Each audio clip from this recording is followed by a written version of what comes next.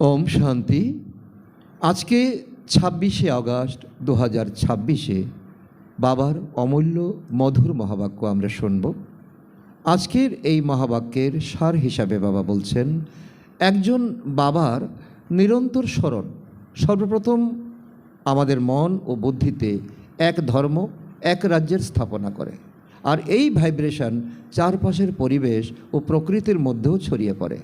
যখন এই ঈশ্বরীয় ভাইব্রেশন আমাদের মুখের মাধ্যমে অন্য আত্মাদের কাছে পৌঁছে যায়, তখন সেটিও আত্মাদের একসুরে গেঁথে দেওয়ার একটি মাধ্যম হয়ে ওঠে, একটি মালা তৈরি হয়ে যায়। ধীরে ধীরে আমরা যত বেশি এই ঈশ্বরীয় মর্যাদাগুলির পথে চলতে থাকি, যত বেশি একজন বাবার শ্রীমতকে মাথায় তুলে গ্রহণ করি, ততই সেই নতুন দুনিয়ার, যেখানে সত্যি এক ধর্ম এক ভাষা ও এক রাজ্য, সেই 1-1-1 এর সূচনা করতে থাকি।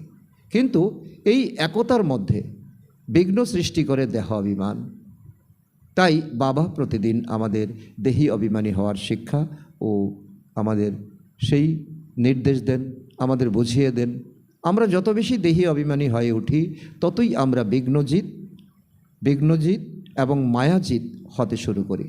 তাই আজকের মুরলী আমাদের শেখাচ্ছে কিভাবে দেহ অভিমান বিঘ্নের রূপ ধারণ করে এবং কিভাবে দেহি অভিমানী স্থিতি ঈশ্বরীয় সেবায় প্রত্যক্ষতা আনার নিমিত্ত হয়ে ওঠে। তো আসুন এখন আমরা শুনব আজকের মুরলী বিস্তারে। ওম শান্তি। আজকে বাবা বলেন, মিষ্টি বাচ্চারা, তোমরা গ্যারান্টি করো যে আমরা নিজেদের যোগবলের দ্বারা এই ভারতকে স্বর্গ বানাবো, যেখানে এক ধর্ম একটি রাজ্য হবে। তো বাবা বারবার আমাদেরকে সেই দুনিয়ার দৃশ্য আমাদের মানসপটে অঙ্কিত করার জন্য বাবা অনুপ্রেরণা দিচ্ছেন। কারণ যত আমরা ভিজুয়ালাইজেশন করব, তত সেটা আমাদের নিজস্ব হয়ে যাবে। আজকের প্রশ্ন, মায়ার কোন বিঘ্ন থেকে সেফ থাকলে খুব ভালো সার্ভিস করতে পারবে? উত্তর, মায়ার সবচেয়ে বড় বিঘ্ন হলো দেহবোধের দ্বারা একে অপরের নাম রূপে আটকে যাওয়া। যে বাচ্চারা এই বিঘ্ন থেকে সেফ থাকে, মায়ার ধোঁকা থেকে সুরক্ষিত থাকে, তারা অনেক ভালো সার্ভিস করে দেখায়। তাদের বুদ্ধিতে সার্ভিসের নতুন নতুন চিন্তন চলতে থাকে। সার্ভিসে উন্নতি তখন হবে যখন দেহি অভিমানী হবে। এটাই সে চিরন্তন সত্য বাবা আমাদেরকে বারবার বোঝাতে এবং শিক্ষা দিতে বাবা পরমধাম থেকে আসে। ওম শান্তি। বাবা এসেছেন আত্মারূপী বাচ্চাদের শ্রীমত প্রদান করতে। এই কথা তো বাচ্চারা জানে যে একটু সময়ের মধ্যে ড্রামা প্ল্যান অনুসারে সমস্ত কাজ পূর্ণ হবে। আমরা রাবণপুরীকে বিষ্ণুপুরী বানাই, তাই না? এত বড় দায়িত্ব বাবা আমাদের কাঁধে দিয়েছেন, আমাদের মাথায় দিয়েছেন। এখন বাবা হলেন গুপ্ত, তাই পড়াশুনো হলো গুপ্ত। সেন্টার তো অনেক আছে, ছোট বড় গ্রামে সেন্টার আছে এবং বাচ্চাদের সংখ্যাও আছে অনেক। তো সেজন্য বাবা যে এখন বিধি, যে সিস্টেম বাবা করেছেন ঈশ্বরীয় বিশ্ববিদ্যালয়, এবং বাবা বলছেন ঘরে ঘরে গীতা পাঠশালা খোলো। তার অর্থ কি? একটি আত্মাও যাতে বাদ না যায়, দিন দিন যা বৃদ্ধি পেতে থাকবে। লিটারেচারও লেখা হয় যে আমরা এই ভারতভূমিকে স্বর্গ অবশ্যই বানাবো। এই ভারতভূমি তো তোমাদের খুবই প্রিয়, কারণ তোমরা জানো এই ভারত স্বর্গ ছিল। স্বয়ং ভগবান এই ভারত দুনিয়াতে অবতরণ করেছেন, যা 5000 বর্ষ হয়েছে। ভারত অতীব সৌন্দর্যপূর্ণ ছিল, অতি সৌন্দর্যময় ছিল। তোমরা ব্রহ্মা মুখবংশাবলীরাই এই নলেজ তোমরা জানতে পারো। এই ভারতকে শ্রীমতের দ্বারা স্বর্গ বানাতে হবে, সবাইকে পথ বলে দিতে হবে। এখানে আর কোনো কষ্টের ব্যাপার নেই। নিজেদের মধ্যে বসে পরামর্শ করা উচিত। এই চিত্রের দ্বারা এমনকি বিজ্ঞাপন প্রচার করা যায়, যাতে খবরের কাগজে এই ছবি দেওয়া যায়। নিজেদের মধ্যে এই বিষয়ে সেমিনার করা উচিত। যেমন ওই গভর্নমেন্টের লোকেরা নিজেদের মধ্যে মিলিত হয়, পরামর্শ করে যে ভারতের বিকাশ কিভাবে করা যাবে। এই যে এত মতবিভেদ হয়েছে, সেই সব নিজেদের মধ্যে ঠিকঠাক করে ভারতে কিভাবে সুখ শান্তির স্থাপনা করা যায়।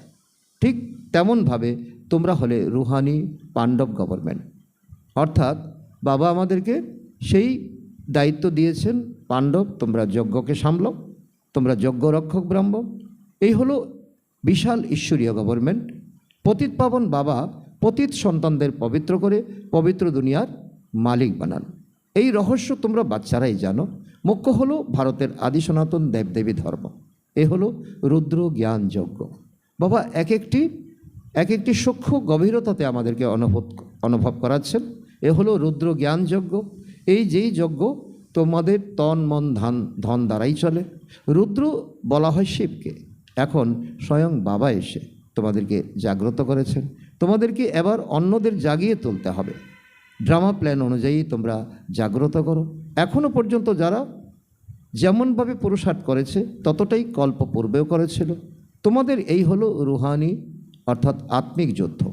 কখনো মায়ার জোর বেড়ে যায়, কখনো ঈশ্বরের। এই যে রশি টানাটানি, বাবা বলছে একদিকে যেমন দেবতারা, একদিকে অসুর।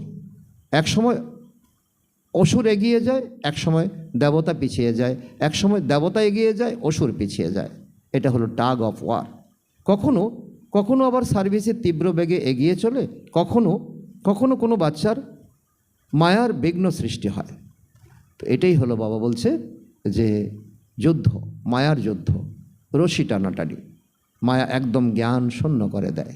কি বলতে হবে, কি করতে হবে তা আমরা নিমেষেই ভুল করি। যুদ্ধের ময়দান, তাই না? মায়া রামের সন্তানকে জ্ঞান শূন্য বা অজ্ঞান করে দেয়। লবকুশের কাহিনী আছে না, শাস্ত্রের কাহিনী অনেকটাই শিক্ষামূলক। রামের 2 সন্তান দেখানো হয়েছে, এখানে তো বাবার অসংখ্য সন্তান আছে। এখানে বাবা বলছেন যে সেই রাম তো তোমরা ত্রেতাযুগী দশরথের পুত্র রামকে দেখিয়েছ, বাস্তবে রাম তো হলেন শিব বাবা। এই সময় সব মানুষ কুম্ভকর্ণের নিদ্রায় নিদ্রিত। তারা এই কথা জানে না যে পরমপিতা পরমাত্মা এসেছেন। এখন আমাদের জাগতে হবে, জাগাতে হবে। বাচ্চাদের স্বর্গ প্রদান করতে তিনি এসেছেন, ওনার কর্তব্য পালন করতে তিনি এসেছেন। তাই তিনি বলেছেন যদা যদা হি ধর্মস্য। বাবা ভারতেই আসেন, এই কথা একেবারে তোমরা ভুলে গেছো। ভারতবাসী স্বর্গের মালিক ছিল, তাতে কোনো সন্দেহ নেই। পরমপিতা পরমাত্মার জন্ম এখানে হয়, তাই তো শিব জয়ন্তী ভারতে পালন করা হয়। অর্থাৎ বাবা এসে অবশ্যই কিছু করেছিলেন, তাই না? ওনার দেওয়া প্রতিশ্রুতি রক্ষা করেছিলেন। উনি সেই নিঃস্বার্থ নিষ্কাম কর্ম করেছেন। বুদ্ধি বলে যে নিশ্চয়ই বাবা এসে স্বর্গের স্থাপনা করেছেন, অনুপ্রেরণার দ্বারা তো করাবেন না। এখানে তো বাচ্চারা তোমাদের রাজযোগ শেখানো হয়, স্মরণের যাত্রা শেখানো হয়। প্রেরণার কোনো আওয়াজ থাকে না।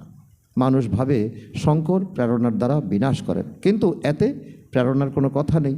তোমরা বুঝেছ যে ড্রামাতে তাদের পার্টি হলো মিসাল তৈরি করা। তো সেই জন্য বাবা বলছে যে শঙ্কর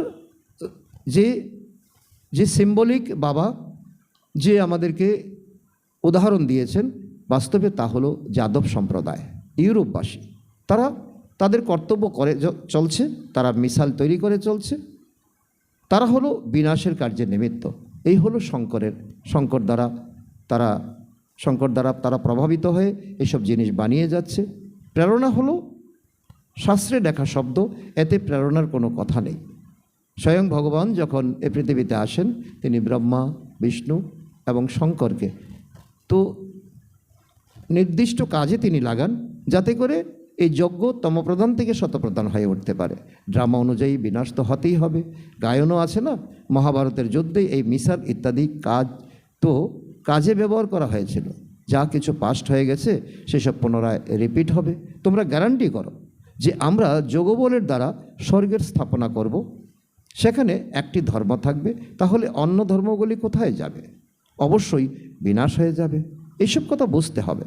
গায়ন আছে না, ব্রহ্মার দ্বারা স্থাপনা, বিষ্ণুর দ্বারা পালনা, এই কথা তো ঠিক, কিন্তু শঙ্করকে তো শিবের সঙ্গে মিলিয়ে দিয়েছে। এটাই হলো একচ ভুল, সেটা ঠিক নয়। যেখানে নাম আলাদা আর সেখানে তার কর্ম আলাদা থাকবে। তারা শিব শঙ্কর বলে দেয়, কারণ শঙ্কর তো কোনো কাজ করেন না, তাই শিবের সঙ্গে মিলিয়ে দিয়েছে। কিন্তু শিব বাবা বলেন আমাকে তো অনেক কাজ করতে হয়, আমি প্রতিশ্রুতি দিয়েছি, আমি এসেছি এবং কল্পকল্প আমি আসতে থাকব। সবাইকে পবিত্র করতে এই ড্রামাতে আমাকে দায়িত্ব দেওয়া হয়েছে। আমি এই ব্রহ্মার দেহে প্রবেশ করে এই সাকার দেহের দ্বারা স্থাপনার কাজ করি। শঙ্করের তো কোনো পার্ট নেই, শিবের পূজা হয়। শিবই হলেন কল্যাণকারী, ঝুলি ভরপুর করে দেন। শিব পরমাত্মা নম বলা হয়, তাই না? এই ব্রহ্ম হলেন প্রজাপিতা, ব্রহ্মা হলেন বিষ্ণু, বিষ্ণুই হলো ব্রহ্মা। এই কথাটির অর্থ খুবই গূঢ়। এই কথা শুধু তোমরা বাচ্চারাই জানো। সেন্সিবল বাচ্চাদের বুদ্ধিতে জ্ঞান ধারণ খুব শীঘ্র হয়ে যায়। মানুষ তো কিছুই জানে না যে পতিত পাবন বাবা কবে আসবেন। এখন তো কলিযুগের অন্ত। যদি বলা হয় যে কলিযুগের অন্ত হতে এখনও 40,000 বর্ষ বাকি আছে, তাহলে আরও কতখানি পতিত হবে, এখনও বাকি আছে। সেজন্য বাবা বলে কি যে এই দুনিয়ার কথা আর দুনিয়ার তাদের লক্ষ্য, তা হলো মানুষের দেওয়া লক্ষ্য। স্বয়ং ভগবান এসে বলছে তোমরা এখন কুম্ভকর্ণের নিদ্রা শুয়ে আছো, আরও কত দুঃখ সহ্য করবে। এত এত দুঃখের পরে আরও দুঃখ।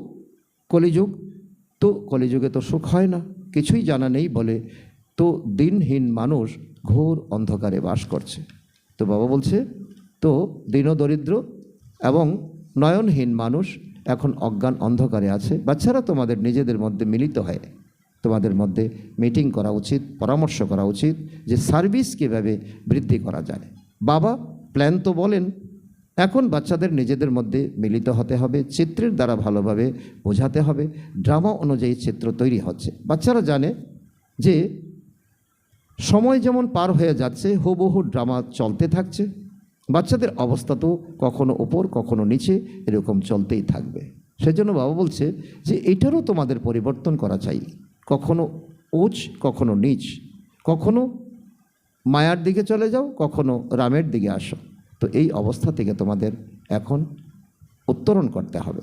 বাবাও সাক্ষী হয়ে দেখেন, কখনো বাচ্চাদের উপরে তো গ্রহের দশা লাগে, তখন সেই গ্রহণ দূর করার পুরুষার্থ বাবা করান। বাবা বলেন তো দান দিয়ে দাও, তাহলে গ্রহণ ছুটে যাবে। লৌকিকেও এই কথা প্রচলিত যে দে দান তো ছোটে গ্রহণ। তো বাবা পুরুষার্থ করান বলে বাবা বলেন তোমাদের যে অন্তরে যে বিকর্ম রয়েছে তাকে ছেড়ে দাও। বাবা ক্ষণে ক্ষণে বলেন বাবাকে স্মরণ করো। কিন্তু দেহ অভিমানে এসে দুঃখ পায় আত্মা, এতে দেহি অভিমানী হতে হবে, এটাই একমাত্র সলিউশন। কিন্তু বাবা বলেন তো আমি এখন রুহানি সার্জন, আমি তোমাদেরকে এখন প্রকৃত মেডিসিনই দিচ্ছি যে আত্ম অভিমানী হও। আত্ম অভিমানী হওয়াই তোমাদের এই সলিউশন। কিন্তু বাচ্চাদের মধ্যে দেহবোধের ভান অনেক আছে। তোমরা দেহি অভিমানী হও, তবে বাবার স্মরণে থাকতে পারবে, তখন সার্ভিসে উন্নতি হবে। যারা উঁচু পদ প্রাপ্ত করবে তারা সর্বদা সার্ভিসে ব্যস্ত থাকবে। ভাগ্যে যদি না থাকে তবে কোনো চেষ্টাও করবে না। তারা নিজেরাই বলে বাবা আমাদের ধারণা হয় না, জ্ঞান বুদ্ধিতে বসে না। ধারণা যদি না হয় তবে খুশির অনুভূতি হবে না। যাদের ধারণা হয় তাদের খুশিও থাকে। খুশির মতো খোরাক নেই। তারা বুঝবে, তারা বুঝতে পারে শিব বাবা এসেছেন, এখন আমার কর্তব্য এখন নিজে পবিত্র হয়ে এ দুনিয়াকে পবিত্র করা। কারণ বাবা বলছেন যে এখন বিশ্ব কল্যাণকারী হও। বাবা বলেন বাচ্চারা তোমরা ভালোভাবে বুঝে তারপর অন্যদেরকে বোঝাও। কেউ তো সার্ভিসে ব্যস্ত হয়, পুরুষার্থ করতে থাকে। তোমরা বাচ্চারা জানো যে সেকেন্ড যে পার হচ্ছে সেসব ড্রামাতে নির্দিষ্ট আছে। 1 সেকেন্ড অন্য সেকেন্ডের সঙ্গে মিল নেই, পুনরায় সেগুলা রিপিট হবে। বাচ্চাদেরকে বোঝানো হয় যে বাইরে ভাষণ করার সময় তো অনেক রকম মানুষ আসে। তোমরা জানো যে সবাই বেদ শাস্ত্র গীতা ইত্যাদি নিয়ে ভাষণ করে, তাদের জ্ঞান তো এখানে তোমরা দেবে না। শাস্ত্রের জ্ঞান তো তোমাদের কাছে নেই, তোমাদের কাছে আছে ঈশ্বরীয় জ্ঞান। এখানে ঈশ্বর নিজের এবং এই রচনার আদি মধ্য অন্তের রহস্য বোঝাচ্ছেন। তো চিত্রে কত ভালোভাবে দেখানো হয়েছে যে পরমাত্মা কে, কত সুন্দরভাবে বিশ্লেষণ, পরমাত্মার কিরণ, তো তিনি বিন্দু থেকে সিন্ধু। তো এই কথা প্রজেক্টর দিয়ে বোঝানো যাবে না। প্রদর্শনীতে চিত্র সামনে থাকে, তখন তোমরা বুঝিয়ে জিজ্ঞাসা করতে পারো যে এখন বলো গীতার ভগবান কে, শ্রীকৃষ্ণ নাকি নিরাকার পরমপিতা পরমাত্মা? জ্ঞানের সাগরকে কম্পেয়ার এবং কম্প্যারিজন করো। পবিত্রতা সুখ শান্তির সাগর, লিবারেটর গাইড কে? কারণ দেহধারী মানুষ, কারণ কোনো মানুষকে অন্তিম সময় পর্যন্ত মানুষের জন্য অপেক্ষা করে না। যার যখন সময় হয় সে চলে যায়। কিন্তু নিরাকারী পরমপিতা পরমাত্মা কথা দিয়েছেন আমি তোমাদের সঙ্গে নিয়ে যাব। তো সেজন্য গাইডকে কৃষ্ণের জন্য তো বলা হবে না।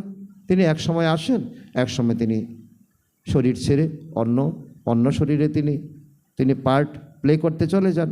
পরমাত্মার মহিমা আলাদা। প্রথমে লেখানো উচিত, প্রুফ নেওয়া উচিত, সার্ভে করা উচিত, সবার সিগনেচারও নেওয়া উচিত এবং এগুলা সংকলন করে রাখা উচিত। তো সেজন্য হলঘরে তখন বাবা যখন মুরলি চালাচ্ছেন, হলঘরে পাখিরা ঝগড়া করছে। তো বাবা বলছেন এই সময় সম্পূর্ণ দুনিয়াতেই লড়াই ঝগড়া চলছে। যে কারণ এক সময় পাখিরা দেবী দেবতাদের তো ঘুম থেকে ওঠাতো, এখন তাদের মধ্যেও শান্তি নেই, কারণ মনুষ্য এই দুনিয়াটাকে একেবারে যুদ্ধের পরিবেশ করে তুলেছে। তাদের মধ্যে ঝগড়া, তাদের মধ্যে অশান্তি, তাদের মধ্যে লড়াই, তার ভাইব্রেশন এখন পশু পাখিদের উপর পড়েছে। সবাই নিজেদের মধ্যে লড়াই করে চলছে, আমার এটি চাই, আমার এটি প্রয়োজন। 5টি বিকার মানুষেরই গায়ন করা হয়, পশুদের জন্য তো বলা হবে না। তো শতযুগে পশু পাখিরও ছিল পবিত্র, ধীরে ধীরে মানুষ অপবিত্র হয়েছে, পশু পাখি অপবিত্র হয়েছে। পাপের দুনিয়া ও পবিত্র দুনিয়া মানুষের জন্য গায়ন করা হয়। কলিযুগ হলো আসরিক সম্প্রদায়, শতযুগে থাকবে দৈবী সম্প্রদায়। মানুষ এতই তমপ্রধান বুদ্ধিদারী হয়েছে যে একেবারেই বুঝতে পারে না যে আমরাই আসরিক সম্প্রদায়। দেবতাদের সম্মুখে দাঁড়িয়ে গানও করে, আমরা নীচ, আমরা পাপী, ছল কপট, আমরা গুণহীন, আমাদের কোনো গুণ নেই। তোমরা তো তাদের প্রমাণ করে বলতে পারো, তোমরা প্রমাণ করে বলতে পারো। সেই চিত্র তোমাদের কাছে আছে, সিঁড়ির চিত্রে সবই ক্লিয়ার আছে, দেখানো হয়েছে যে কিভাবে উত্তরণ করা হয়, তারপর অবতরণের কলা হয়। ভারতবাসীদের জন্য মুখ্য হলো সিঁড়ির চিত্র, এটা হলো সবচেয়ে ভালো জিনিস, বোঝার মতো বিষয়। কি করে আমরা উপরে যাই, কি করে আমরা অধঃপতিত হয়ে আমরা নিচে নেমে আসি। উত্থান আর পতনের 84 জন্মের চিত্র সিঁড়ি, এই চিত্রের উপরে খুব ভালোভাবে বোঝাতে পারো। 84 জন্ম পূর্ণ করে পুনরায় প্রথম নম্বরে জন্ম নিতে হবে, তারপর অবরোহণ কলা থেকে উত্তরণ কলায় যেতে হবে। প্রত্যেকের চিন্তন করা উচিত যে সবাইকে কিভাবে পথ বলে দেওয়া যায়। চিন্তন না করলে সার্ভিস করবে কিভাবে? চিত্রের দ্বারা বোঝানো খুব সহজ হয়। সত্যযুগের পরে সিঁড়ি বেয়ে নিচে নামতেই হয়, কারণ ড্রামাতে কখনো আত্মা স্থির থাকতে পারে না, তার অবনতি হতেই থাকে। সত্যযুগের একদিন থেকে তার ধীরে ধীরে ধীরে ধীরে গুণ কলা কমতে থাকে, কিন্তু ঘড়ির সেকেন্ডের কাটার মতো, তা বোঝা যায় না, চোখে দেখা যায় না। বাচ্চারা জানে এখন আমরা ট্রান্সফার হচ্ছি, কিন্তু ডাইরেক্ট সত্যযুগে যাই না, প্রথমে শান্তিধামে যেতে হবে, তারপর জানো আমরা হলাম পাঠধারী। যদিও তোমাদের মধ্যে নম্বর অনুসারে আছে যারা নিজেদেরকে পাঠধারী নিশ্চয় করে এই ড্রামায়। তো বাবা সেই বাচ্চাদেরকে অনেক অনেক ধন্যবাদ দিচ্ছেন। দুনিয়ার এমন কেউ বলতে পারে না যে আমরা পাঠধারী। আমরা যদিও লিখি যে প্রত্যেকটি মানুষ এই অসীম জগতের ড্রামার অভিনয়কর্তা হওয়া সত্ত্বেও ড্রামার মুখ্য অ্যাক্টর, ডাইরেক্টর এবং ড্রামার আদি মধ্য অন্তকে জানে না। এটা কত বেশি লজ্জার। আমরা মনুষ্য আত্মা হয়ে আমাদের ডাইরেক্টর, আমাদের মুখ্য অ্যাক্টরকে আমরা জানি না, তাহলে আমাদের এই মনুষ্য জীবন তো বৃথা। সুতরাং তারা হলো বোধহীন, এই কথা লিখতে কোনো অসুবিধা নেই। এক কান দিয়ে শুনে অন্য কান দিয়ে বের করে দেওয়া উচিত। সার্ভিস কেবলই সার্ভিস। বাবা জানেন যে কখনো বাচ্চাদের উপরে গ্রহর দশা লেগে যায়, যখন গ্রহণ লাগে তখন অনেক ক্ষতি হয়ে যায়। তো সে কথা বাবা অবশ্যই জানেন। ধনী মানুষ গরিব হয়ে যায়, কারণ তো কিছুই থাকে না। অনেককে বাবা বোঝাতে থাকেন বাচ্চারা নাম রূপে কখনো ফাঁসবে না, না হলে মায়া এমন যে নাক দিয়ে ধরে গর্তে ফেলে দেবে। মায়া খুব ধোঁকা দেবে। প্রেমিক প্রেমিকা এখানে হবে না। কোনো প্রেমিক প্রেমিকা বেকারের জন্য সম্পর্ক গড়ে, অন্যরা শুধুমাত্র রূপের মোহে প্রেমের বন্ধনে আবদ্ধ হয়। তোমরা জানো সেন্টারেও এমন মায়ার বিঘ্ন সৃষ্টি হতে থাকে, একে অপরের নাম রূপে আটকে যায়। তো বাবা বলছে এক বাবা বিনা আর কাউকে দেখবে না, কারো গুণ বিশেষতা দেখবে না, কারণ তাদের গুণ বিশেষতাই হলো পরমাত্মার দান। পুরুষার্থ করতে করতে মায়া এমনই ধরে, তাই বাবা সাবধান বানিয়ে দেন। বাচ্চারা মায়া খুব চেষ্টা করবে আটকাবার, কিন্তু তোমরা জড়িয়ে পড়বে না। যখনই জড়িয়ে পড়ার মতো এমন পরিস্থিতি হয় তখন তোমরা বুঝে নেবে এটা হলো সেই সীতা দেবীর সামনে সোনার হরিণের মতো। দেহবোধের অভিমানে আসা উচিত নয়, নিজেকে আত্মা নিশ্চয় করে বাবাকে স্মরণ করতে হবে। মায়ার ধোঁকা থেকে সেফ থাকতে হবে।